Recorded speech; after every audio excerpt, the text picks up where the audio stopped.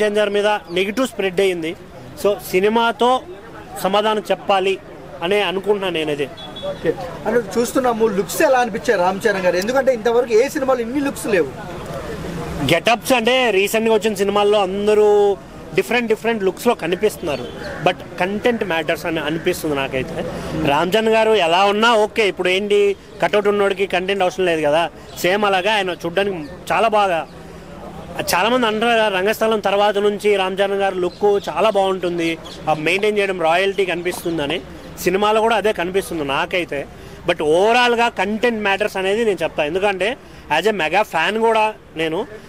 కానీ ఇక్కడ సినిమా బాగాలేకపోతే బాగాలేదని చెప్పుకోవాలి, బాగుంటే బాగుందని చెప్పుకోవాలి. ఏదో మోసేస్తున్నాం అన్నట్టు మాట్లాడుకోవడం చాలా వేస్ట్ అన్న ఒపీనియన్. ఓకే, ఇన్ని రోజులు సంక్రాంతికి బాలయ్య బాబు గారు చిరంజీవి గారు వచ్చేటోళ్ళు, ఈసారి చరణ్ గారు వస్తున్నారు. ఎలా ఉంటుంది? ఎందుకంటే సంక్రాంతి అంటేనే ఒక జాతర, అది ఫెస్టివల్ వైబ్ అనేది చాలా వేరే ఉంటుంది అన్న.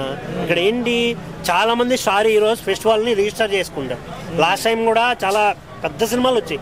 ఆల్మోస్ట్ ఒక చిరంజీవి గారు తప్ప మిగతా అందరూ పెద్ద హీరోలు అందరూ వచ్చారు లాస్ట్ ఇయర్. సో ఈ ఇయర్ కూడా వస్తారు.